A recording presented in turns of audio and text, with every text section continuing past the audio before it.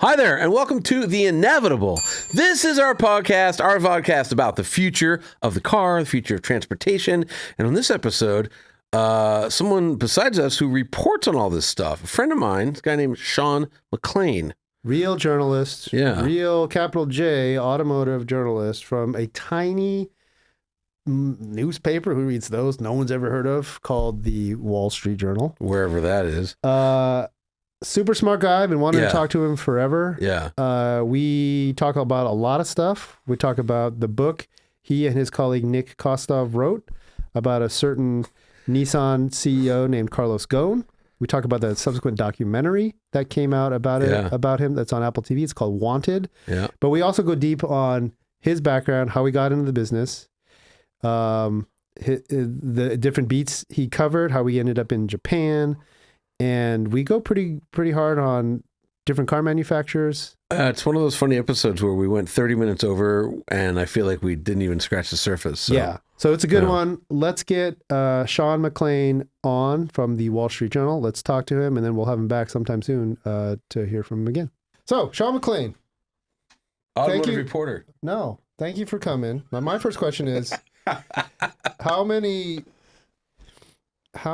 Die Hard jokes do you get with your name? God. Like, are you the cousin of the guy who killed Hans Gruber and saved the Nakatomi building? I usually men about your age. Yeah, I've got a huge fan base about men of a certain age. The Sean McLain? Yeah. You know, it's John McLain. I know it's John McLain, but that's a joke. Just making sure. It's a joke. Yes, this dates me terribly, but hey, it's also, we're recording this pre-Christmas time, and is Die Hard a Christmas movie? Yes, Die Hard is a Christmas movie. Absolutely. 100%. One of the greatest Christmas movies. Yeah, the greatest. I'm waiting for my son to be just old enough to introduce him to. What age is that? I was surely 12 or 13. Yeah. Okay. Yeah. Well, there's no nudity in this one, right? Just lots of shooting. Shooting and blow, right? There are some female breasts exposed. Okay. Early on. Because it's that and Lethal Weapon. I want to show my son. Right. Lethal Weapon's great. I mean, my son's only 10, so you've got to sort of get to this is how you handle a dispute before you start showing the walking on glass and like. Oh, I mean, except that we this Halloween we showed my kid it's the Great Pumpkin, Charlie Brown, which is like, oh, yeah, totally age appropriate. Now he's running around telling everybody you're a stupid blockhead, thanks to Lucy calling everybody a blockhead, and I was like, my kid runs around calling everyone a stupid git because that's what Ron and Harry Potter called everyone a stupid git. So okay. Yeah. Anyways. Yeah. Thank you so much for coming, automotive reporter, Wall Street Journal. We've been meaning to do this for a long time. Thanks to Jonny and some guy named Paul Beckett for connecting everybody. Hi, Paul. Former editor of the Wall Street Journal. Yes. Yeah. And there's a lot to talk about.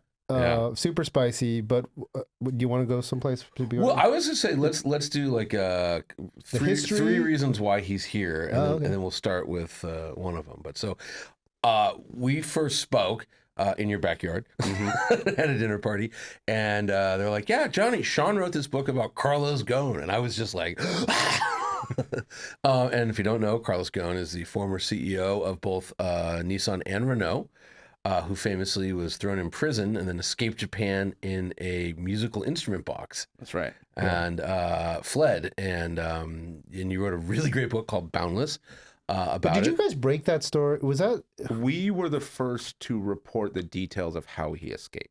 Okay. In the Wall Street Journal. It's still up, and it's oddly not behind a paywall, so you can go read it. I just Googled it this morning. Yeah. And you and your colleague... Nick Kostov. And Nick co-wrote the book with you. Yes, that's correct. Okay. So he was based in France, covering Renault. I was based in Japan, covering the Japanese automakers. Perfect. Yeah. So we were able to tag team that across time zones.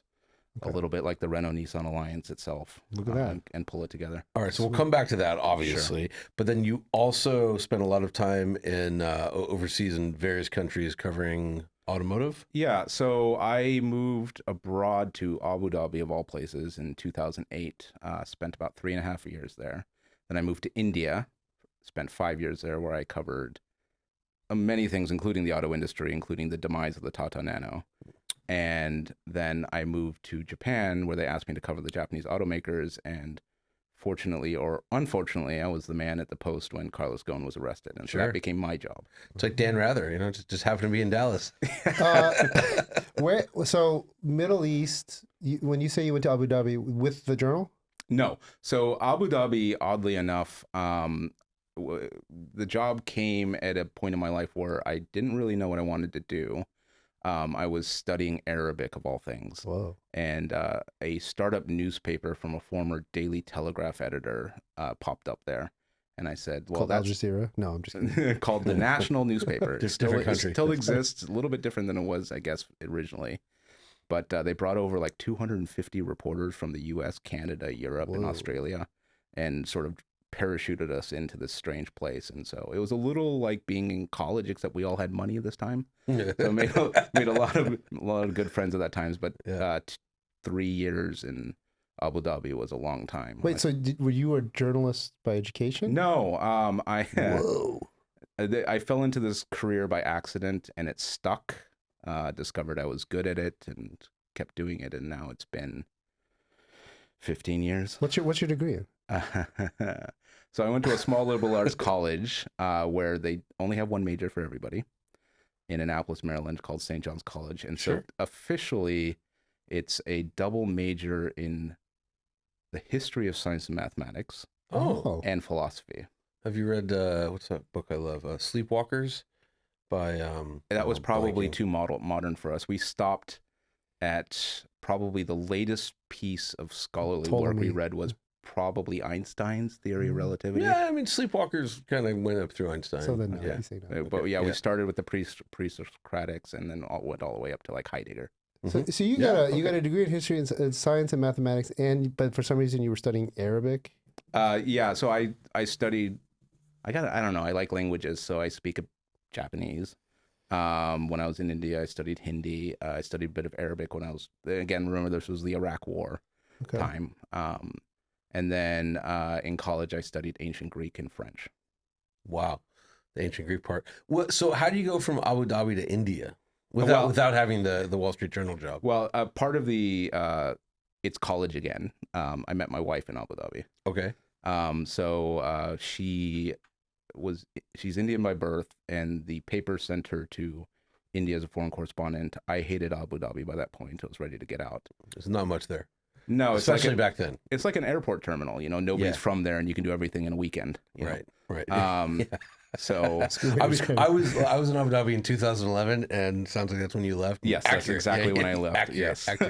Wait, so she was also there with that national paper. Okay. And so she's much more of a professional journalist before that than I was. And so we got married. I followed her to India. I freelanced for about a year and a half, where I got hired by the Wall Street Journal by Jonny and I's mutual friend Paul Beckett. Yeah. Who's now retired and is he's a pointillist painter. Yes, quite great. Wait, does he do the little headshots? He taught himself how to do like the head cut type style. No kidding. But he does like great. I mean, he's got a great Instagram account. If he sold them, I would buy them. They're amazing. No, they're amazing. Yeah. He's really weirdly talented. But and now we've established that the Wall Street Journal just hire anybody off the the weirdos. That's but seriously, like you didn't have a journalism education, but you had this core overseas experience. Yeah. So I moved a lot growing up. My dad was in the Marine Corps. And so I have, until I lived in India, I'd never spent more than 4 years in one spot. Oh. So India was the longest time I'd been in one spot. And then I moved to Japan, spent 6 years there. And so Japan became the longest place I've ever lived consecutively. So I've just got itchy feet and sort of a love of travel. So. Okay. All right. How long have you been in California? Just 2 years, just over 2 years. Oh, so you're getting ready to He's go. ready to go. Get the hell out. One eye on the end. Yeah. Culver City. Yuck. Okay, and then so your day-to-day job now for the Wall Street Journal. Yeah. So my main job for the Wall Street Journal is covering the EV industry. Okay. So I cover all the startups, mostly Rivian and Lucid, and increasingly Tesla, obviously. And then I also covered Fisker's demise, but I still keep an eye on everything that the Japanese and the Korean automakers do in the U.S. Got it. So I cover Hyundai and Kia. I cover all the Japanese automakers. Not Korean? No, I do. Oh, Korean. Sorry. Well. What about BYD? Electric bus. We have an eye on them, and certainly like that. I feel is frankly a huge hole in my automotive knowledge is what's going on in China. Yeah. We do have a China bureau and Chinese automotive reporters that cover all that for the Wall Street Journal, but I'll just put it this way, I've got an eye on them. I did watch your excellent documentary about the Chinese automakers in Mexico. Yeah. And I thought it was real eye-opening and sort of a wake-up call for me as a reporter to pay more attention. No, we can. We'll chat offline. I got some resources for if you just want to get your feet wet into the cars, because there's some cars in country that are fascinating. I think I saw an Instagram post about that. Yeah. So we'll talk. And if you want to go to China in 2 weeks, yeah, he's going. I'm sending him to China in 2 weeks. Had I the free time? Right. Yeah. I mean, let's start with the important EV. You got an autos beat. You're covering the auto industry. Are you a car guy? Not in the sense that I think people at MotorTrend would respect. Like I'm not a fan of, and I've never had an interest in exciting fast cars. I'm a fan of the auto industry, what it means culturally, what it means economically, and what it means like at a personal level on the consumer side. Yeah. I drive a Toyota RAV4 hybrid, which I think says everything about my taste in cars. Yep. Perfectly fine vehicle. I mean, 10, 15 years ago, I probably would have bought a Camry. Yes. Right. Sure. Okay. Yep. But it's funny, moving back to the U.S. and living in the U.S. with my wife for the first time, who's not American, I have belatedly discovered that she has redneck taste in cars. Yeah. Where she really wanted a Challenger or like a Ford Mustang convertible when we moved back. This is great. And I was like, Jonny, you've met her. She doesn't strike you as a Challenger person. But Nothing wrong with a Challenger. They're great. They're great.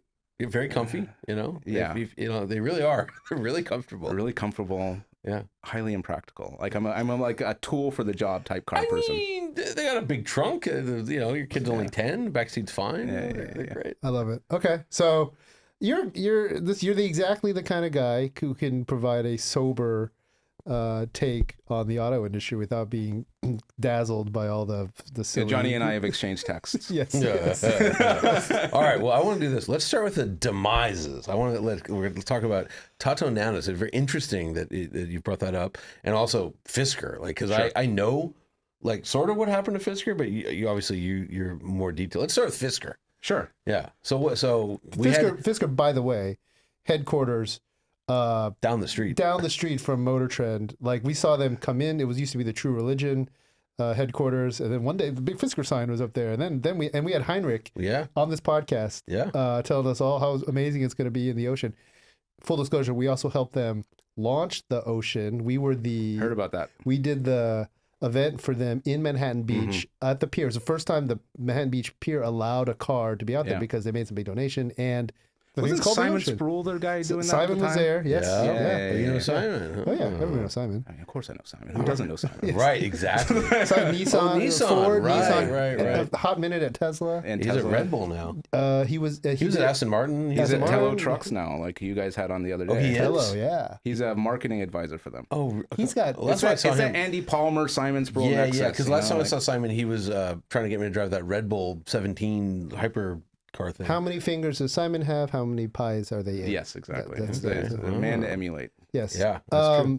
Okay, so we have this interesting relationship with Fisker, but tell us, when did you get into their story? I'm trying to think about how it first came about. I think I started getting reach outs from sources that things weren't quite right, that the business model wasn't quite what it seemed. I mean, look, I think if you had quiet conversations with anybody in the auto industry, they would all slightly roll their eyes when they talk about a contract manufacturing business model that involved Magna Steyr, right? But why? Why was that? Because Mercedes has a very successful Magna Steyr built relationship. What do they build there? G-Wagon. Exactly. And and lately Supra, right? They were building Supra. And again, BMW, what's it called? Low volume, high margin vehicles. Oh, sure. Right. High margin. Right. So right. the Fisker Ocean was premised on this idea of mass market, fixed margin, but a healthy fixed margin throughout the gate, right? And so what a lot of people were telling me is look, the pitch, and look, I respect Henrik to death. I've had multiple conversations with him. He's a smart man. He knows the auto industry. What a lot of people were telling me is he doesn't really know about the dollars and cents side of things. And so there's a lot of things about Fisker. And I think in a lot of cases, what we see with these stories where companies just suddenly disappear and everybody gets question marks. A lot of things, when you really start poking at it, if you really start questioning, like, were obviously not a good idea in hindsight. Give us an example. Well, just for the audience, can we just briefly explain contract manufacturing? Sure. Because I looked at that and said, well, this seems at the top level, very face of it. Yes, the big problem with a lot of these EV startups is that they can't get through the manufacturing phase. Sure. So why not hire a long-estabed company who knows how to do this, build makes, the cars, frankly, great products. Makes great products. Yeah. Surely this is a path no one's really tried before, or I don't know how true that is, but it would.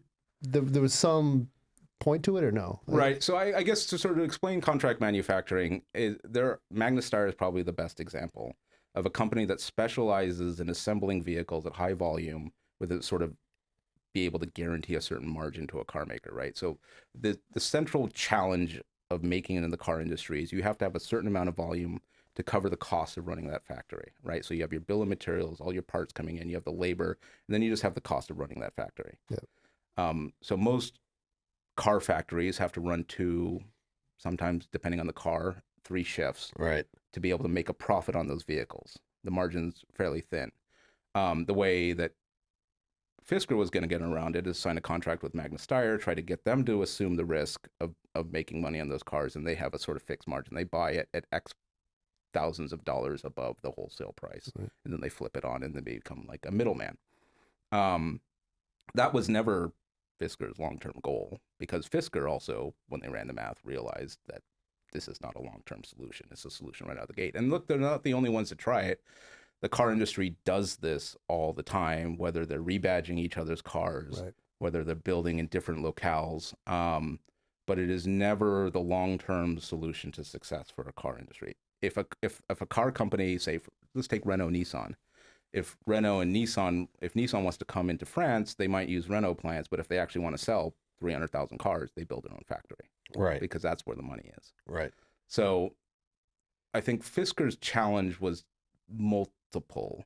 That was the first one that was raised to me, that the business model isn't quite what it seemed. And the second was that they just had not planned at all. Are you guys South Park fans? Yeah. From the original. Do you remember the Underpants Gnomes? No. Right. So the Underpants Gnomes, famously, they had this like business plan that they put up, like step 1, steal underpants. Step 2, ? Step 3, profit. Right. Right. So right. So Fisker had this plan to sort of contract out the cars, have that set profit margin. They would have, gross margin profit out the gate. And then they had all of these orders. They had no logistics network. Right. The assumption was that they roll off the boat, customers would come pick it up. Magically. Well, it was COVID, right? Right. So customers would come get it or have it delivered to them, and they didn't have to worry about it, right? Like that would be a negligible cost. It turned out to be a huge cost. And they ended up having these things stack up, and people didn't want to come get it because they were using, I can't remember what company, it was like some auction house out in the valley. So people would have to come out and get their cars there. And and it just, they turned out not being able to get the cars there. Then there were all these software issues, there were quality issues. And I think all of those little things stacked up where a good idea sort of fell apart because of poor logistics, poor management, poor operations. Just kind of like the boring basic stuff, but it gets exciting in the details. Does the blame lie with, all the stories seem to point to Heinrich's wife, who was the controller, the CFO, COO? So I wrote a couple things about this, and I guess what I can say is that she'd never been CFO before. Right.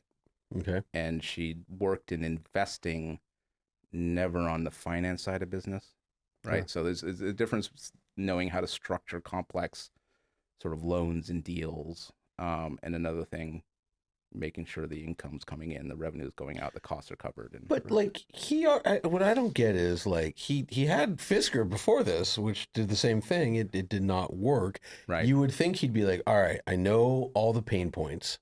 Maybe I don't know the contract manufacturing, but he did, because there was never a Fisker factory, was there? There was initially. In fact, they were a part of the first time when they got in trouble, they got the DOE loan and everything like that. Part of that was they had to take over a former GM factory. Okay. So there was a lot of shifts in business model over Fisker 1. But still, like, why would you put your wife in charge of something? So why would you put anybody who has no experience? Yeah. So the reason why is it's his wife. Right. I mean, it wasn't just his daughter was involved, and brother-in-law and sister-in-law. I think the sister was involved too. Sounds like the government we're about to get into. Sorry, keep going. No comment. But if you talk to Henrik, and I think he said this publicly, not just to me, one of the reasons why Fisker 1 ended is they lost control. Right, he was forced out by the board. Yep. And I think Fisker being in charge, and his wife being number 2. No one's forcing him out. No one's forcing. When they also had a controlling interest through a two-tier share Stocks, structure. Yeah. And it just look like the other thing that was pointed out to me that people said doesn't look good is he also bought that house on the Bird Streets like almost as soon as he could right after the IPO. Right. Like you don't want to like knock a man for spending his well-earned cash. It's like Goodfellas. Like don't buy the pink Cadillac in the main. Yeah. Don't build a pink mansion in the middle of Beirut, getting back to Carlos Ghosn. You know, like, it's just like, it doesn't look good. Looking for the best off-road trails? OnX Off-Road has you covered. With over 750,000 miles of trails and comprehensive offline maps, you can explore without worrying about cell service. Easily find trails for 4x4s, ATVs, dirt bikes, and more. Our app provides detailed trail info, including difficulty ratings and open/closed dates. OnX Off-Road also helps you navigate public and private land boundaries, ensuring you stay legal. Try OnX Off-Road free for 7 days and discover why it's the go-to app for off-roaders.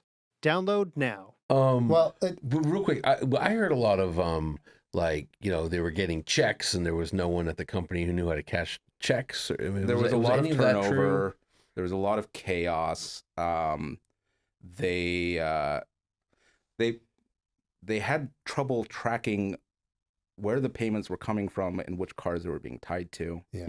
It was just general disorganization, the operations of like the boring stuff. Right. Like Henrik was really good at the exciting stuff. Right. Which is true. In the product, like we actually still see Oceans driving around. Yeah, they look really great. They're they really nice. They did all this weird, really expensive details, like that little window. Oh, yeah, the quarter window that goes down. You're like, who on earth? But it was kind of like weirdly deep, right? Like when you get in that car, and like my wife is like 5'2", and she looked like a toddler, sitting in there. Like, but people like that bunker. I'm driving a tank. That is appealing to a lot of. It was spacious.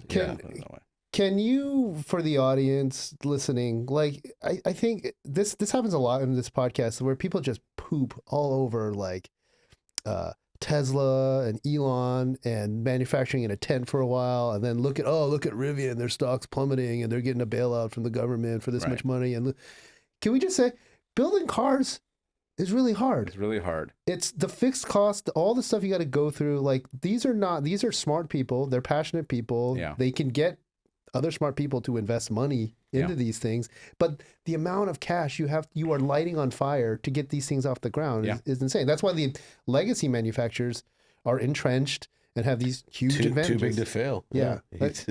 Too big to fail. Well, look, I'll put it this way. Like launching a new car can cost, depending if you do new factory, new just product line, new tooling, it can be a $5 billion like expenditure. Yeah. And they don't make that up right away. And in fact, they maybe, if they need an all new engine, all that other stuff, they might make it over a 10-year period. Right? Yeah. Like, so big long-term investment. So, I mean, I think a lot of people, when you talk to them from back then, like when Tesla was still coming on they were like, there's no way this company makes it. Why would they even want to do this? This is dumb. Right. Like, this is a dumb industry. Like, No, that was before Tesla. It was like, hey, remember DeLorean? Like, remember Tucker? Oh, like, Tucker was the last AMC. Yes. Like, like. Well, but like DeLorean, I mean, it like these things never work. Yeah. Yeah. So I think, look, clearly Tesla is a business success today. Sure. And I think you look at Rivian and you give them a decent-ish shot at making it, right? Lucid, we can have a conversation about what the market is for $100,000 four-door sedans. They got SUV coming. Gravity. I was supposed to drive it right now, and I had to cancel it. Okay, well then we can talk about the total addressable market for SUVs that start at $80,000. Sure. But don't you? But they'll. I was arguing with somebody in a comment section on the internet. They'll never the Saudi. What fund do they? What's Saudi sovereign wealth fund? Those guys will never pull, right? I mean, this is so. Yes, maybe. I mean, Peter Rawlinson says he doesn't take their support for advantage, and he's very grateful for it. And I'm sure that is 100% absolutely true. But at the same time, he's scrambling to build more cars and turn a profit. Why? Yeah. Well, yeah. Share price. No, it's free cash flow. So if you're burning your cash pile, you're on a fuse that's going to go off in X number of months. Right. Right. You need a positive cash generating business to survive. And Rivian's cash flow negative, Lucid is cash flow negative. The stock price, the only risk is if you get delisted, if you go under $1, right? Right. The stock price goes to. I mean, Lucid's like $2.12 or something. Yeah, so it's above $1, which means they're not at risk of getting delisted. Okay. The only thing that's a risk for them is an executive incentive, right? Because those executives are paid, or incentivized by their stocks, and if their stocks are in the toilet, maybe they go somewhere else. Right, that's the risk. But can I look at it from the other side, which is the public investment fund? Like these guys are never isn't Lucid like a hedge for these traditionally oil manufacturing regions? Yes. Well, look, I think look a little bit at the history of why they care and how deeply they care. So Saudi Arabia has been trying to get factories in that country since at least 2008. Because it bolsters the middle class. Well, right? It gets some jobs. Yeah, that's what I mean. Yeah. Creates a middle class. Yeah. So they were trying to get Nissan there forever until they built in Morocco. I think Hyundai's there now. But they've been trying to build an automotive industrial base, right, in Saudi Arabia for over a decade. But in terms of their attention span, I don't know, but I mean, their money isn't infinite. Look what happened with NEOM, with that city in the desert, right? They're already saying maybe $5 trillion or whatever number it is too much. It's not infinite amounts of cash. But it is a maybe. It's not definitely but too much. But these are, again, these guys out there with all the oil money are looking long term at a future where oil is not the primary. Sure, but we should also not presume that they're dumb, right? Not at all. Right, they're not going to just light bonfires of cash forever. No, but they did. But there is a Lucid factory in Saudi Arabia that employs a lot of people. I don't know how many it actually employs. I knew they're doing CKD, the knockdown kits right now. I think the plan is for it to be a big factory. Oh, okay. But they need the sales. They need sales. They need the demand. They need the vehicles. They need.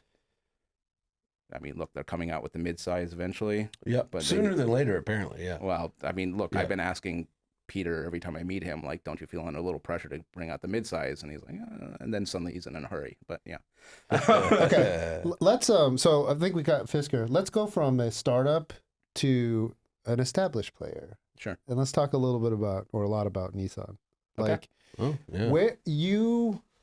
I literally had this conversation at a basketball game the other night with a former very high ranked person at Nissan. Boy, so did I at the same basketball game. And the thing I told him about Nissan was I feel like they did the Nissan 180 way back in early 2000. What was it, 2001, 2000? This is when Ghosn came in. Okay, you're talking about the recovery plan, which ended after 3 years, and the Nissan 180 became the second plan, right? I guess it was three. Whatever the first product, it was 360. It was holy crap. I hope it's not 360. They'll be bankrupt again. But that's their event. Their event is Nissan 360. Here's our all new lineup of vehicles, sure. And this is when the 350Z came out. They had the new Frontier. They had some of these vehicles, and that kind of put them on this path where everyone's like, wow, look at this stuff, this is great. And then they went dark on new product line. They were basically rehashed, rewarmed over vehicles. You're talking 2016 to 2018 ish? Actually before that, but until they had this, they were like, guys, I mean, we're looking at this latest, they don't call it the 400Z, but the latest Z It's today? Yeah. It's like the It's third. it's the same Yeah. car. It doesn't actually have its a distinct chassis code because there's not enough new parts on it. Right. That's my understanding, It's right? it's the third version of the car that came out in 2004 or 5. They've been stuck in the cycles. Yet in that early stage, Ghosn had been lauded as the turnaround king. He's a guy who brought them back from the brink. Right. And when did you jump into this story? So I landed in Japan in 2016, so 2 years before he stepped back. Okay. But before that, obviously, I'd been covering the Nissan and Renault's vehicle launches in India. So that was back when the entire auto industry, and this sort of explains how Nissan ended up where it did. It was back when BRICS were a thing: Brazil, Russia, India, China, South Africa. Yep. And every time Carlos would come through, or any of his deputies would come through, they'd talk about frugal engineering. I don't know if you guys remember that term, where they're sort of going to rely on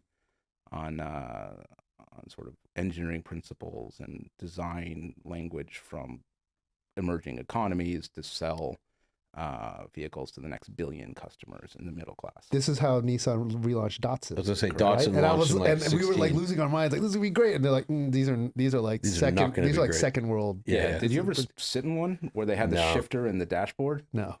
Oh God, it was like really like not just 1970s, but like 1940s automotive design. Sweet. But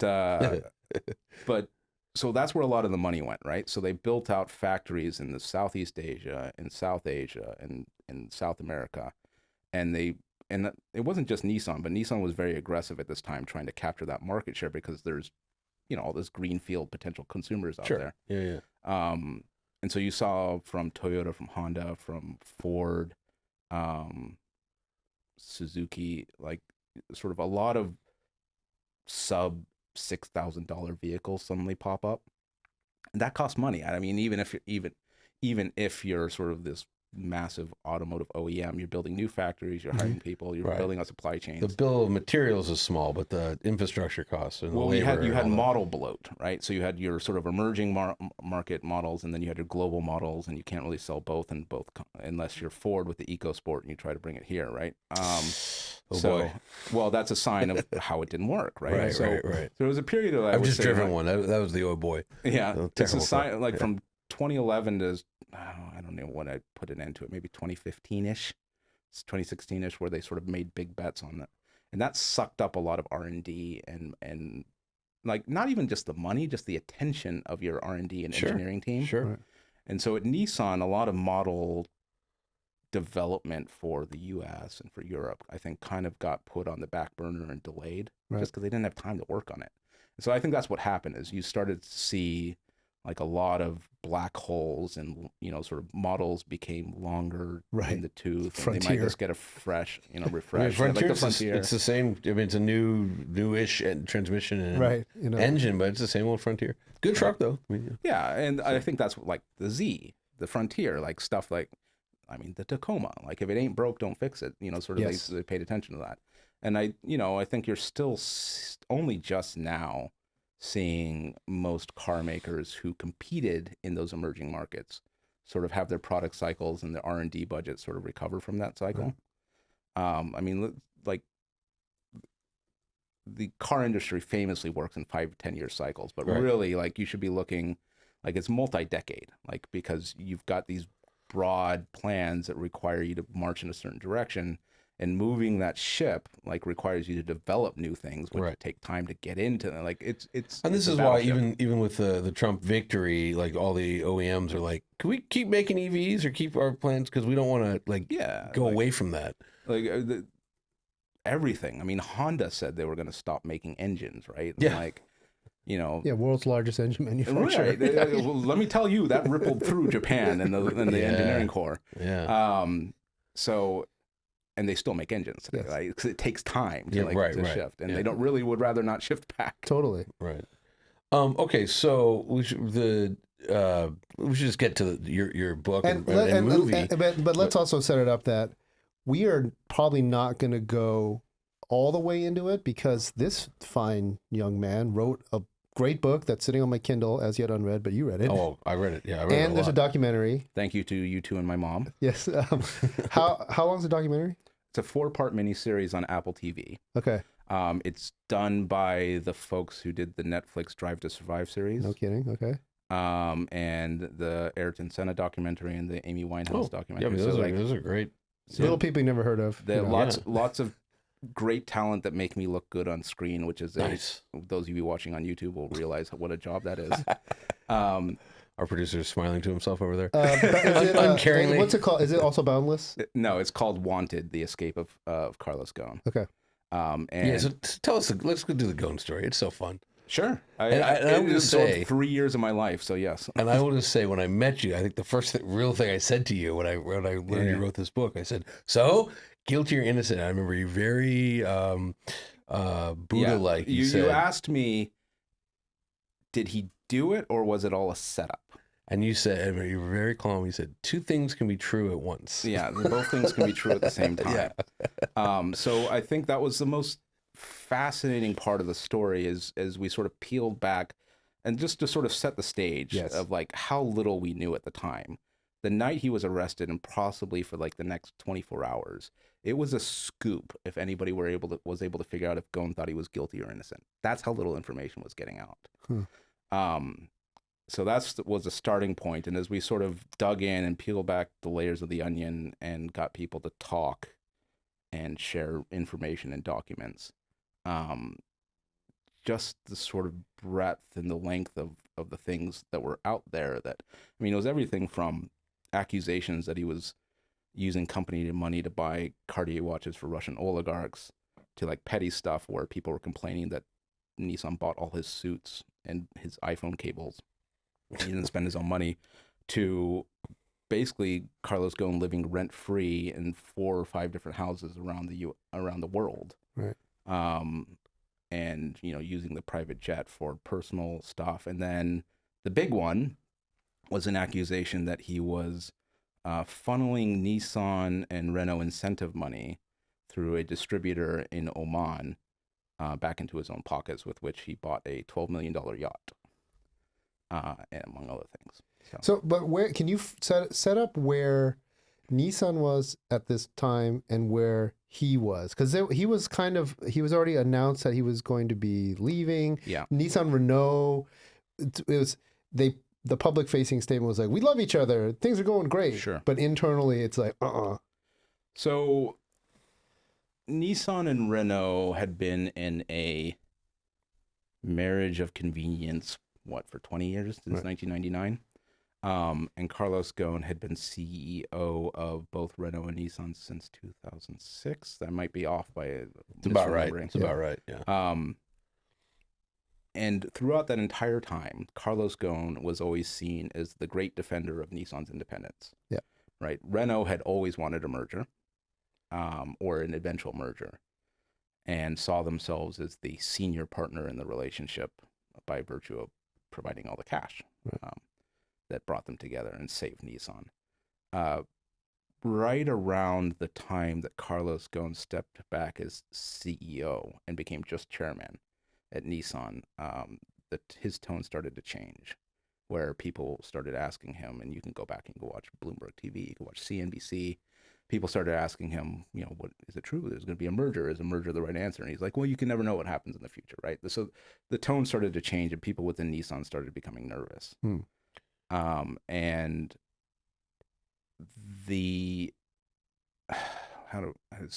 trying to translate what this person is, but there's kind of like a quasi board director role that's kind of an audit or ombudsman role, and they started poking around a little bit and started uncovering what they thought were suspicious things, and it snowballed into a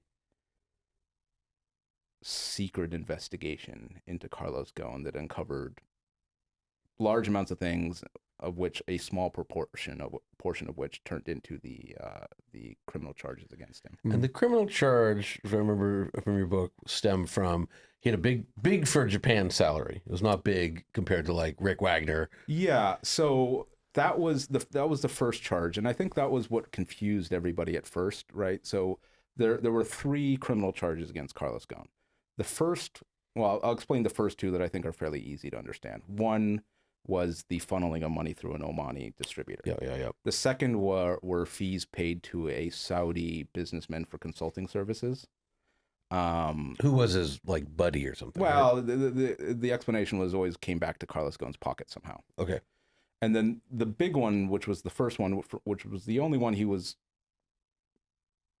about to go on trial for when he went and left the country, was an accusation of not reporting his full income. So it was a paperwork violation. What had happened, it turned out, was that Carlos Ghosn, let's say, was making roughly $20 million. And the Japanese government changed the rules about disclosure of individual salaries. So before, you just presented the gross compensation for all of your board directors. And in Japan, board directors are company executives. So you would provide, say you had 12 people on the board, everybody together made X. They changed the rule that anybody who made more than, say, roughly $1 million had to report their individual salary. Now, Carlos Ghosn had always been pestered by the French press about how much he was making at Nissan versus how much he was making at Renault. And if anybody knows anything about the French, the idea of somebody making, let's call it $20 million, right, would have been insanity. Just as big an outrage in France as it would be in Japan. So Carlos Ghosn, I think for good reasons, was worried about the public perception of that. And so he decided to, after unsuccessfully lobbying against the rule in Japan, decided to take a 50% pay cut. And even after the 50% pay cut, he was the most highly compensated Japanese auto executive. But even at 20, he wasn't making as much as, I think, Mary Barra. No, and I think that's one thing that rubbed him the wrong way. Yes. And I think one thing he often said, I will say one point of rebuttal, is that Mary Barra's salary and Rick Wagner and all those other guys, 80% of the compensation is in stock incentives. Yeah. Carlos Ghosn was pure cash. Yeah. And grossed up for income tax. And when he took the pay cut, he didn't actually take the pay cut. They slush funded the money into a retirement account, foundation. Right? That was the whole foundation of the criminal charges. And look, the only person who stood trial was a guy named Greg Kelly. Yes, Greg Kelly is the head of HR. Head of HR. He had a bunch of things. And I will say, he's kind of a fixer. I will say that Greg Kelly was found not guilty on all charges except for one count in 2018, where for the filing that year, he was found guilty. Now, for me, the most interesting question is not whether or not Carlos Ghosn or anybody around him committed a crime, right? Just take the compensation question for a second. If Carlos Ghosn had stood up, and remember what point in time, this was like 2010, 2011, right? If he had stood up in front of the shareholders and said, I make $20 million a year, either pay me that money or I'll go find a job at GM. Right. What would have happened?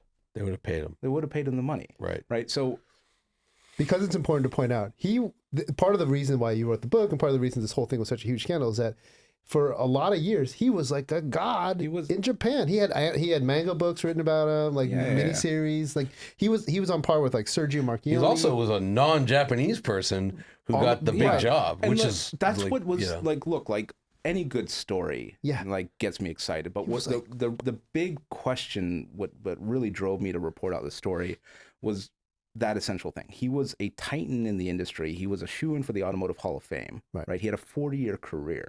Yeah, and he risked it all for essentially $100 million, like all told. Right. Which is a significant amount of cash, but we've seen his net worth. I was going to say it's not that big a deal. I was going to say that's like 12% of his net worth. Yes, like he had $1 billion. Yeah. So that like why somebody would do that, I think is a more interesting question. Right. Right. So look, like you could have told everybody you made $20 million a year, taken the flack. Lots of executives, especially in other industries, make 10 times more than that, and they get lambasted, but they deal with it. They go to Davos and they sort of hang out with their friends. Right. They go skiing. I've talked to those guys. But our parent company CEO gets lit up all the time for how much they make. And it's a lot more than he makes a lot more than anybody. Well, that's just what I'm saying. But they take that flack and they own it, right? They say, I'm worth that money. The fact that like the twofold part of Carlos Ghosn that felt he deserved that money, but also wanted to maintain this physical persona that he wasn't the type of guy that wanted that money. Right. I think it was a really interesting dichotomy to explore in the book. Yeah, I mean, again, I'll just plug your book, but like what I was fascinated by was this wasn't the first time he went through this. Like when he was at Michelin, Right.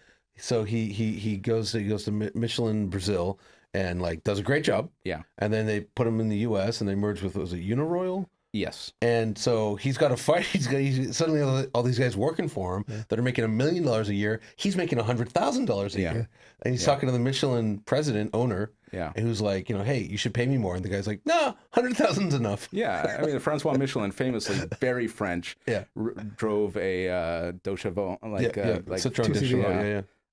So yeah, I mean, so that's why he left. He found a new job. But he just never felt he was made enough money, right? So this is one of the most fascinating aspects into his personality. He refers to this as his scorecard, right? How much you make is your scorecard versus others. It's not about the money. It's about the fact that like you're as good as that other guy, and if you're being paid less than him, that's an insult, right?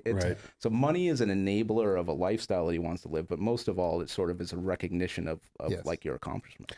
How was the mood on the street in Japan, like the average person, when Ghosn, this hero of a titan of industry, gets arrested? What was the mood?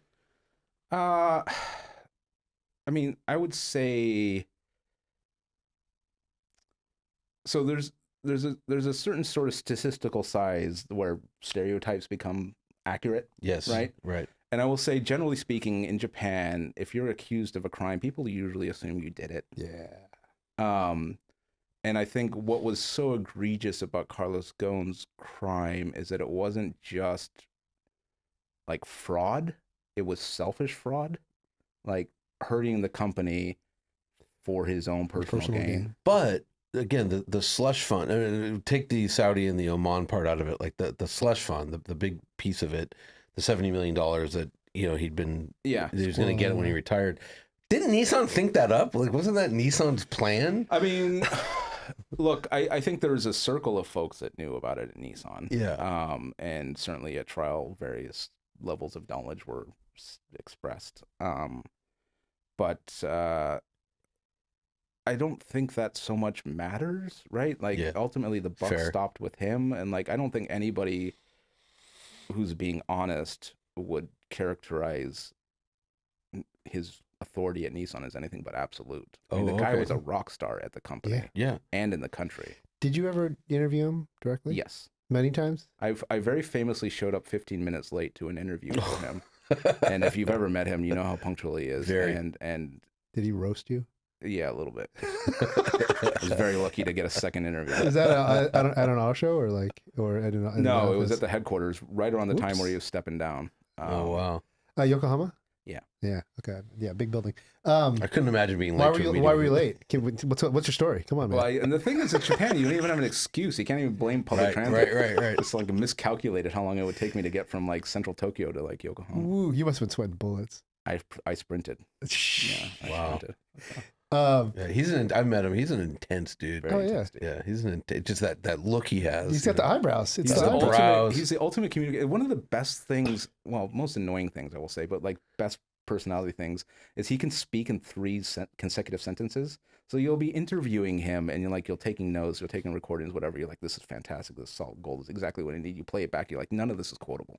It's like what's his name? The hair. Mark Fields was like that. Oh yeah. I record Mark Fields. I'd be like, wow, this guy's awesome. I'm looking at him and there you go. Right. Dude said nothing. He said nothing. He said absolutely nothing. Well, like, we could get into that. So okay, but we're running out of time. Let's talk about the most exciting part about this. But let's not go into all the gory details because again, you got a documentary and you got a book that you can go into. But you listen to our podcast too. I know. Piano box, musical instruments. No, the roadie case. XCA SEAL team, whatever something. X Green Beret. X Green Beret. Well, okay. Look, like all the gory details are in multiple Wall Street Journal news stories and in the documentary. In fact, we got both Mike Taylor and Carlos Ghosn for the documentary. No, did the you? Guy who got him out. So nice. Well, okay, so when you woke up to discover that a CEO had fled via private jet, what was that? What was the mood like then? It was a 3 a.m. phone call from my colleague in France, like Nick, that woke me up and said Carlos Ghosn has escaped Japan, and I said, what? And then there were probably some other words after that. Right. And then it was just basically like manning the phones. And like, I really got to, like, Nick and I get a lot of credit for, and, you know, I try to give myself, you know, sort of appropriate amount of credit for the work we did on the story, but we had a global operation of people that were like calling people in Brazil, calling people in France. We got the first photo of the actual box because our Turkey reporter at the time is a badass. Like, right. So that's right. He didn't fly to Lebanon. They flew to Turkey. He flew through Turkey. Yeah. Because their great plan was by flying to Turkey, they would somehow lose the investigators by jumping on another plane. Nobody would think he was in Lebanon. Right. Like, because he gets off one plane and walks across a tarmac into a second one. Right. And but like, what was the, like, was it, I imagine it was very big news in Japan. It was all the news. I mean, all of this was, but it was funny because after he escaped, there was outrage. There were some choice words said by ministers who don't usually use these words. Right. And then I think the whole country just kind of like moved on and started ignoring him. And they started referring to him like as yesterday's man. Like when you sort of have meetings with like Japanese reporters and Japanese editors, and, you know, they're like, they were ready to move on. And like, is it an embarrassment, or they're just it's an embarrassment and also like outrage, but also he's gone. But isn't that kind of what Nissan really wanted, was just for him to disappear? They were kind of hoping, and I think that was right. Real quick, because the worry at Nissan, if I remember your book correctly, was that Renault was really going to take over, and that Nissan would lose their autonomy, and that Japan would be subservient to a French company or a foreign company. That's certainly like the sort of the very core concern. I think in the structure of what they were considering, the bigger concern is that Carlos Ghosn would basically enthrone himself at the parent company in Amsterdam and just be there forever. Right. That so certain aspects of the operations would be left in Japan, but all of the strategic decisions would be made, you know, at some separate organization. And I think that fear of not becoming a Japanese automaker anymore, coupled with what a small group of people were finding about what Carlos Ghosn was doing with money at the company, just sort of really lit a fire under them to sort of try to throw a whole monkey wrench in the works. So for those who won't indulge us and go actually read the book or watch the doc, can you just quickly outline, he escapes from he's been kind of locked up in a hotel room. Just go from there. Well, okay. House arrest. House arrest. He was living in the former residence of the Sri Lankan ambassador to Tokyo in a very Tony part of the city. Relatable. Down the street from where Masayoshi Son from SoftBank lives, actually. Okay. And he leaves, I believe, right about 1:30 p.m. during the New Year's holiday. And anybody who's been to Japan during that time knows that's the one time when the entire country shuts down. Right. He heads to the. He's under house arrest. No, he's not. He can leave and move around the country, right? Okay. There's cameras everywhere. But they have his passport. They have his passport. And so he meets up with Michael Taylor, the former American Green Beret, Michael Taylor's son, and a former Lebanese militiaman. Pause real quick. My favorite part of the whole everything is that what's the guy's name? Michael Taylor and the Lebanese guy. They just look straight at a Central Cast. If you're making a Call of Duty movie, the neck is thicker than the ear, but just scars. And then they're like, they show up and like, hi, we're musicians. Yeah, they're supposed to be violinists, and the Lebanese militia guy, he limps, he's blind in one eye and deaf in another, and he's supposed to be a musician. It's just like least believable cover story ever. It's Inglourious Bastards. But it's like Dolph Lundgren saying like, I cut hair, you know. Like, Dolph Lundgren has a master's in biology. Like he's actually, but like these, I think it was a photo in your book. Like they just, it was it was like the passport control, and I mean it's literally like a G.I. Joe character. It's coming. So, anyways, this merry band of fellows gets on the bullet train down to Osaka, where they'd flown in on the private jet, They pack him in the case in the hotel room and just wheel it into a van. This is a roadie case. Yeah. That would be for like a drum kit. It's big. It's enough to put a person like in. Large speakers, you know. Like, okay. so And Ghosn was not a big dude. He's a small. He's fairly small, but also like they drilled holes in the bottom so he could breathe. But there was one funny moment that came out in some police testimony from the people who handled the boxes, and obviously they brought the boxes off the plane, and they left the same day. So it's not like they'd shifted over and there was different people. Yeah. So they were commenting how when they were taking the cases out of the van at the airport terminal, at the private jet terminal, they're like, it was much heavier this time, and they're all joking, well, maybe there's a pretty girl stash in here or something like that. That's what, okay, so that was what was so insane to me. These guys were such knuckleheads. They didn't think to put 150 pounds in the box, take it off the plane, like... Yeah, I think there was a lot of... Like, I don't know how this stuff actually works in the world of like international espionage. Hey, Johnny, it worked. Like, But, like, Well, yeah. no, it almost didn't. No, literally the people that are that like they have to have Japanese people move the crates. Well, I think And they literally joked as a girl, but there's a person in the box. Well, so I think one of the big things that came out of it is how, you know, you and I travel. Presumably neither of you travel private, but no, once in a while, but not on our own dime. not on my own dime. No. But you know, all the checks we've gone through, especially post 9/11, like that doesn't exist for the private jet set. No. Yeah. Like No. they don't You just walk scan on. the luggage. You walk on. You just put it in there. Yeah. And it was really funny because they had the whole, again, their cover story. This is supposed to be very sensitive musical equipment, and everybody had to treat it with care, no scanning, etc. And then there's just like this funny moment where the box with Ghosn goes in the back, but the other box is just going through the front main passenger entrance. And so I forget, maybe it was one of the managers at the terminal was helping, and there was like getting stuck. So this guy who had just 5 minutes ago told him sensitive equipment starts like rolling it end over end to the front. So it's just like all these moments that are like, or the bribe. That to me was like trying to bribe the guy. These They guys know knew nothing about Japan. Trying to, but like, didn't they handed like a woman like a envelope with $10,000 cash? It's like, and like it was just like we just want everything to go well. You know, like She was like, "This is Japan. It's going to go well." Yeah, exactly. I mean, there's a Coen Brothers movie in here somewhere. Yes. So what's the aftermath? He's still stuck. He's in Lebanon. And forever, right? Can't leave.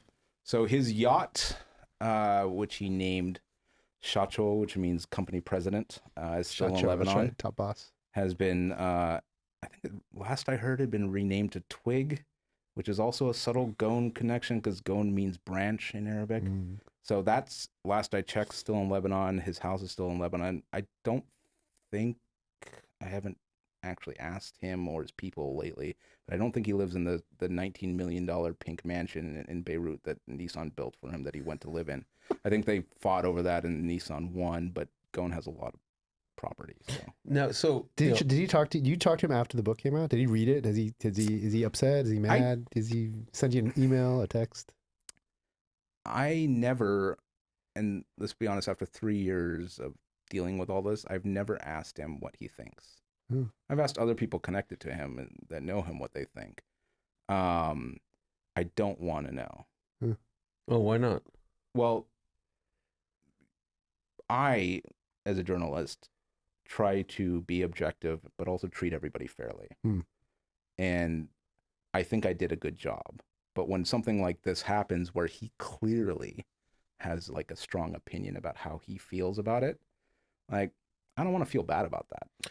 Because he made a competing documentary, essentially. I don't know if he made it, but he starred in. He had there were a couple projects in which he sort of had a more direct hand in than the project we Because did. I watched one before I read your book. The Netflix one, right? The Netflix one, and it's like, man, this poor guy. He did nothing wrong, and these meanies in Japan and you can't get a fair trial. Well, to pat myself on the back a little bit, like, nobody except Nick and I have gone as deep on the whole kickback side of the thing. Yeah.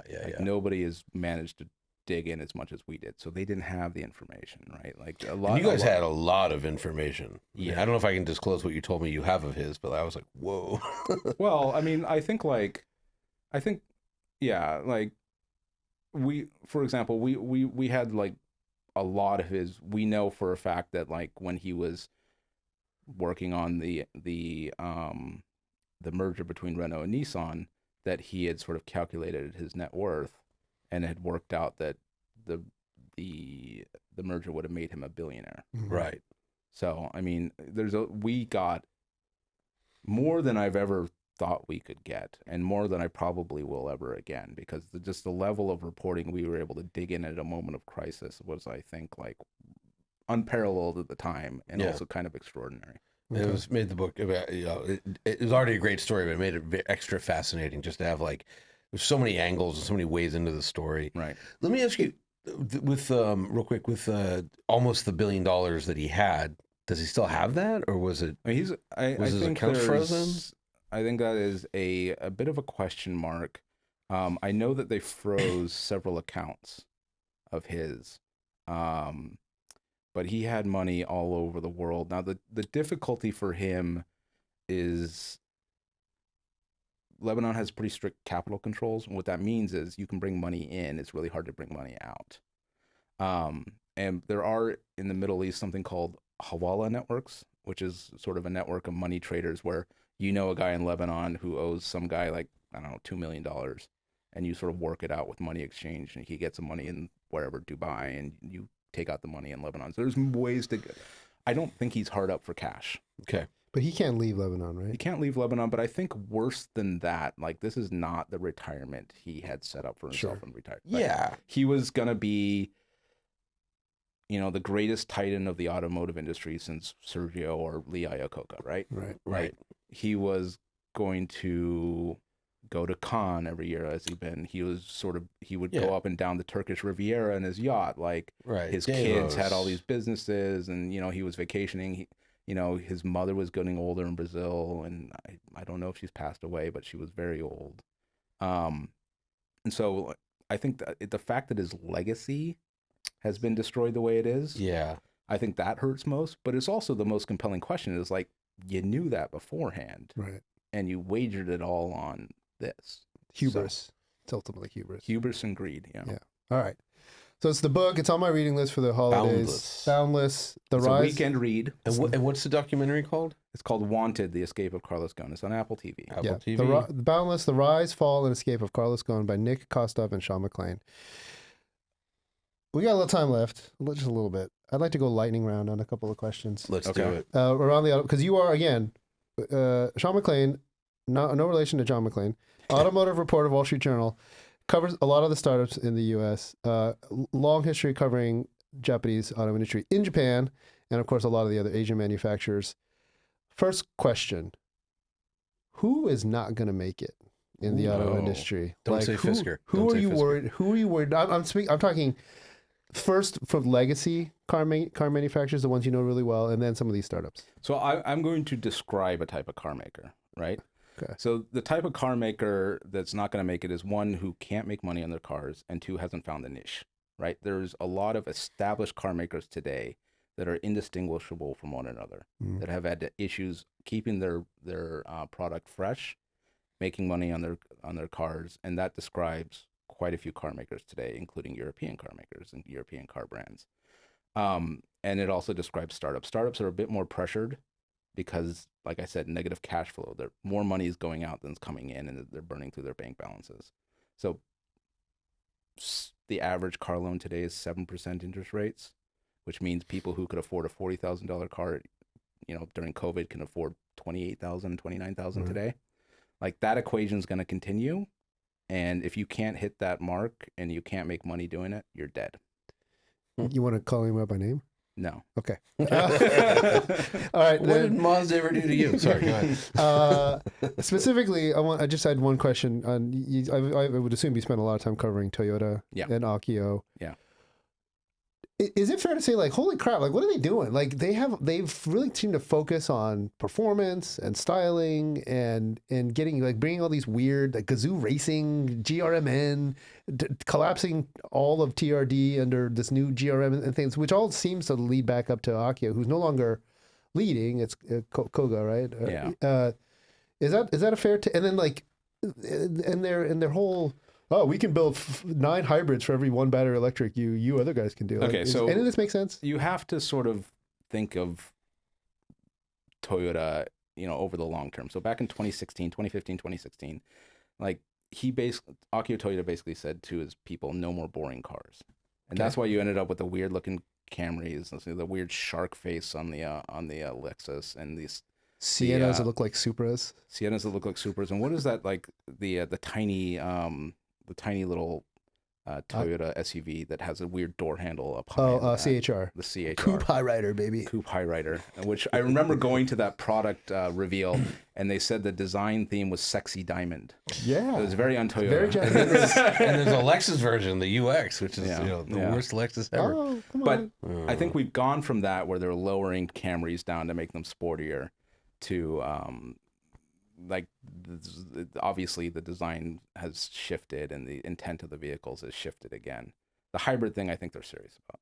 Going full hybrid, I think is a very. They're getting rid of Prime, the designation, because I think everything's just, the Camry is hybrid. They're all hybrid. They're all hybrid. Sienna's hybrid only. But they are working on EVs. I mean, you.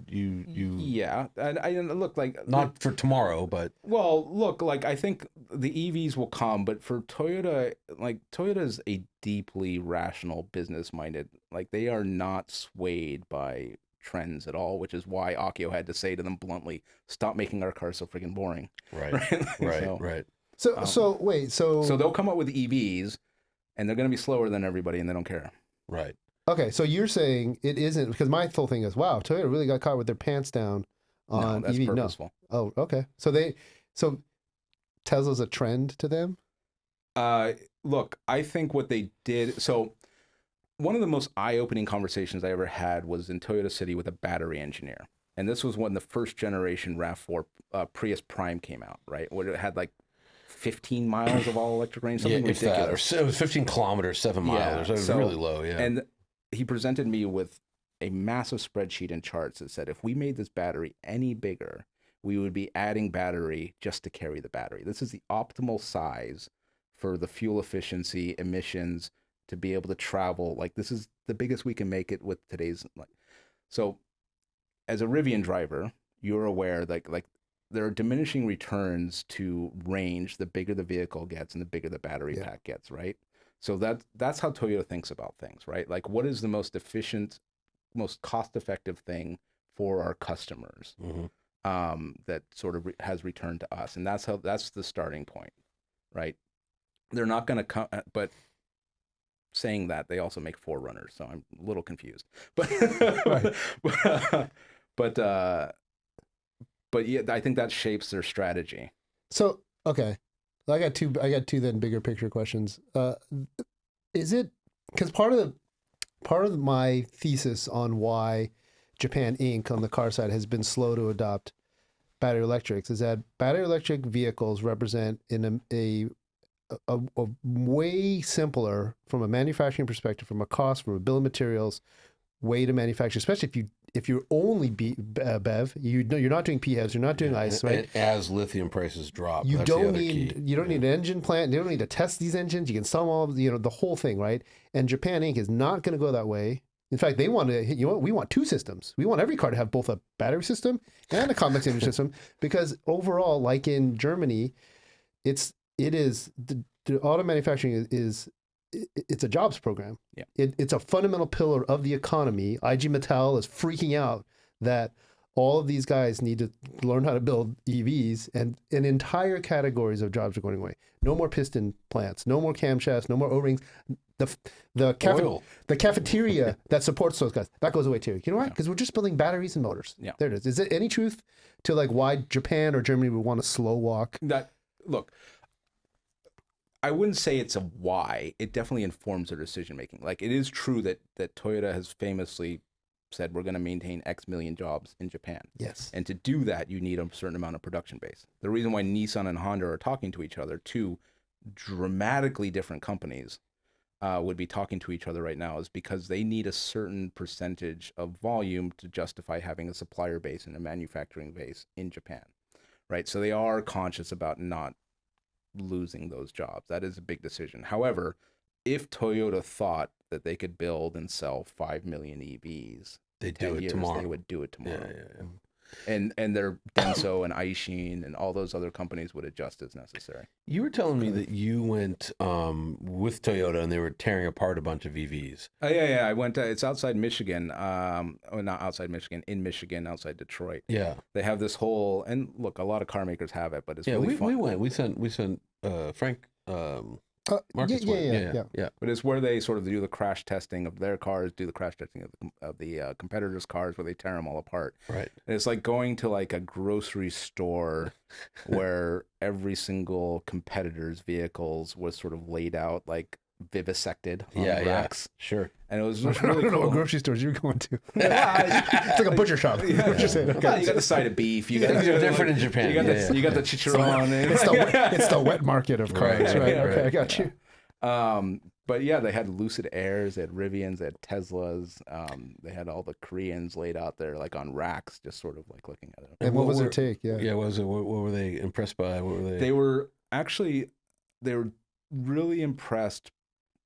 And this, I think, look, the guy was an American guy, and I don't know how long he'd been in that role, but early days Tesla, when Tesla was building RAV4 EVs, like the reason why they got out of that investment was they weren't really impressed with the engineering they were seeing. I think that's changed. They look at it and they see a lot of good ideas. What kind of shocked me is how impressed they were by a Lucid Air, and the fact that they even had a Lucid Air. I mean, what does Toyota sell that competes with the Lucid? Like, basically nothing. Yeah, maybe the LS. Yeah, Lexus at the high end. There's nobody buying an S class, the Lexus that's switching over to a Lucid Air. Right. No. Well, maybe the Lexus LS. I mean, you might have but there's Mercedes S owners. Like I know a couple like Lucid owners that have switched and gone to Ioniq 6s, which is one of the big problems for Lucid. That's a big problem for Lucid. Like that they're seen as competitive. But they were impressed by the Lucid engineering. The Lucid engineering, the door construction, some of the lightweighting sort of innovations, and I think that's the same thing with Tesla. Like the sort of the thinking outside the box and how you design and manufacturing engineer like products for weight and ease of construction. I don't think comes. It's not somebody who's been doing this at Toyota for 30 years, who's working with Denso and Aishin and like Toyota Body, like all these other companies and collaborating. Like there's an established way to do this. And so, there's a lot of out of the box thinking that they're sort of trying to take from that. Right. But so mega casting wasn't like the woohoo. They're like, ooh, look at that. No. Well, I think a lot of them are talking about giga casting. Right. As something that's very interesting and an idea, because you do take a lot of small parts out. A lot of costumes out. And I think there was a bit of a sort of academics, not quite the right way, but like sort of old engineers yelling at clouds like about whether or not this is a good thing for repairability and stuff like that. But it's not good for repairability. Yeah. But you're replacing a big part. Yeah. But I think the point, broadly speaking, is that like if you sort of crush that point of your frame, you're gonna replace a car anyway. Yeah. Right. Well, I got one last question. Go. Okay. That's the name of the podcast. Yeah. No. Yes. He said it. Great. So are they? You are the Wall Street Journal's automotive reporter. Yeah. Are EVs inevitable for all? For all people. I think it depends on what timeline, right? So I've lived in India. I've traveled across Southeast Asia. I've been in a lot of places where people are still buying their first car. In places where electricity for 24 hours is not something that exists even in the capital of the country. Okay. Like, I think these things will roll out in stages, and it will very much depend on what kind of cars how much they can afford, and whether or not there's demand in that market. And look, I think America is going to move more slowly than it could for the foreseeable future, for a number of reasons, including your latest documentary that you addressed, and certainly I've written extensively about. I don't think that we're going all EV in the next decade or the next 2 decades. I think that I would be surprised. In America. I would be surprised if that's the case. However, what I will say is we're going to see a lot more hybrids, and I think we're going to start seeing a lot more extended range EVs. E-revs, baby. Because all those battery factories that they built, they're not going to be producing hybrid battery packs because they're different. Right. What they can produce is smaller EV packs, which could go into E-revs. So I think we're going to see a lot of automakers shift that direction. Okay. Can I ask you the inverse of this question and maybe look directly at that camera when you answer, which is there's a lot of people who comment on our Instagram and our YouTube, and we'll probably comment on this, like, you guys are high, it's crazy, EVs are dead, which means to me like, oh, so you think in like 5-10 years, we're just going to go all the way back to driving only internal combustion engines or like a few hybrids here and that? There's like no way, right? The cat is out of the bag. The genie's out of the bottle on EVs, and it's just a matter of time. There's no way we're going back to all ICE or majority ICE. Right. Well, we still are majority ICE technically. We are now. Yes, Yeah. right. No, but like 2035. By 2035. Well, here's what I was, first of all, surprised to hear that the base of MotorTrend in the Wall Street Journal has a lot of overlap. It was not a Venn Right? diagram I Isn't that expected. funny? Yes. Strange bedfellows. It's a circle. Different editorial boards. I will say that very clearly we're headed to at least 30% EVs of new car sales for the foreseeable future. How much farther it gets, I don't know. And the reason why I say that is because car makers have already locked in these product plans. Right? They're coming. They're going to get better. They're going to get more appealing. The prices will come down and they'll get more affordable. And frankly, I would probably have an EV as a second car because they make sense short trips around town. It's like almost a no-brainer, but I'm not going to spend $50,000 on one. Right. So I think, like, I don't think we're ever going completely back to ICE. I don't think we're going to be a single powertrain industry ever again for the foreseeable future, right?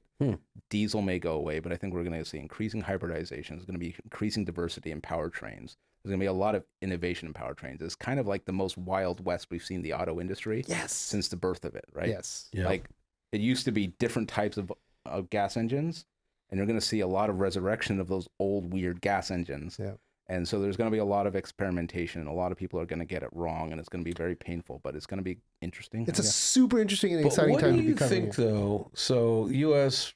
car sales this year, 16 million. 16-ish, yeah. Globally, 85, 90 million cars. Yeah. China's, Down from 100. Yeah, down from 100. And we're going to and U.S. is going to finish beating 2023 in new EV sales, which right? still shocks me. It's like last year. What did it last year? Is it 1.3? What did you say? 1.2. 1.2 was last year. It was 23. Yeah. And so we're going to be 1.4, 1.5, something like that. Did we know? Is there any kind of projection? This will probably be out by the time this podcast comes out. Yeah, I don't know. Okay. But definitively more than yes. Than 2023. But so China, is over 25% of the global car market. Yeah. And they're going to be all EV well before 2035. Yeah, and that's just economic and government pressure. Sure, but I'm saying, but isn't there a bit of a tail wagging the dog? Like the U.S. when the U.S. was the biggest market, we dictated everything basically, and China's now the biggest market. Aren't they just going to dictate it? And like, no, you don't think? No, because we're not letting them in for any foreseeable future. No. I'm not saying we let Chinese cars in, but it's just like I will say one or two things is going to happen. Yeah. If it's a global trade environment and global auto industry, then China will wag the dog the way that California wags the dog for the U.S. auto market. Okay. That is not a foregone conclusion now, right? It's less than ideal for car makers who already find themselves stretched between ICE and EV development if they have to start breaking off the global, development as well, if they want to compete in China, or increasingly, I guess, in Europe, you're going to competing with China. So that's basically the same thing. But that's not an absolute foregone conclusion. Like, you could see a retreat, and you could see more walls being put off, and people say, okay, this is where I operate. But the EU is sort of they're not, I don't want to say they're weak, but if Chinese electric cars start getting into Europe, they're already there, but really start getting into Northern Europe, and they are there to some degree, but Volkswagen, they're hey, buy our gasoline car for more money.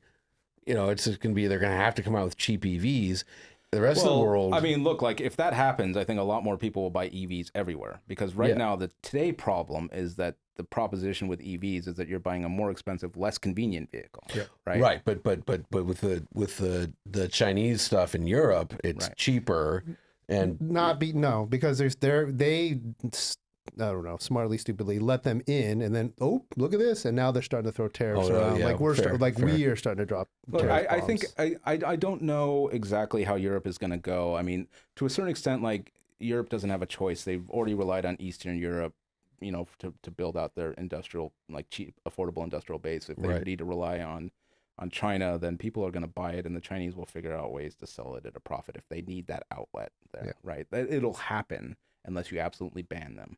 Right. And so what that means for the dynamic of the European auto industry, I don't know. We'll figure it out over the next couple of years as we see these things come into the market. All right. Yeah, I just see it weird but like, you know, just the U.S. is going to be this weird, like, we're still burning gas when the rest of the world isn't. It's a real possibility. Yeah. Okay. I mean, look, I still remember talking to, was it Hachigo, the former CEO of Honda? Like very early on when they were first starting talking about EVs, and they were still being publicly skeptical about it. And he told me this anecdote when he was in China driving through. This was before the Olympic Games in Beijing, and just smog everywhere. Yeah. And he said, like, look, actually our cars, the stuff coming out of the tailpipe is cleaner than the air. Yeah. Like, we're actually doing them a favor. Like, like, that's how far gas engine technology has come. Sure. And that's kind of how they see it in the auto industry. That, like, there's more work, especially in the Japanese auto industry, there's more work to be done there. So they're not naturally inclined to switch over to this technology. And if the demand isn't there, if the customers are saying this is too expensive, this is inconvenient, you're just not going to see it happen here. Yeah. Right. All right. Well, cool. I could talk to you for another 3 hours. So, but we gotta go, and we're gonna have you back on. We're gonna get regular you. Guest. I'll recurring role. We'll try to get you into some Chinese cars if the Wall Street Journal let you drive them, because we got some weird ins. But thank you so much. Yeah, I was happy to be here. Sean McLain, automotive reporter, Wall Street Journal, and we do have to get that beer. We've been trying to get a beer for over a year now. Read the book, Boundless, The Rise, Fall, and Escape of Carlos Ghosn by Nick Kostov and Sean McLain, and watch the documentary. It is on Apple TV. Wanted. Wanted. All right. Thank you.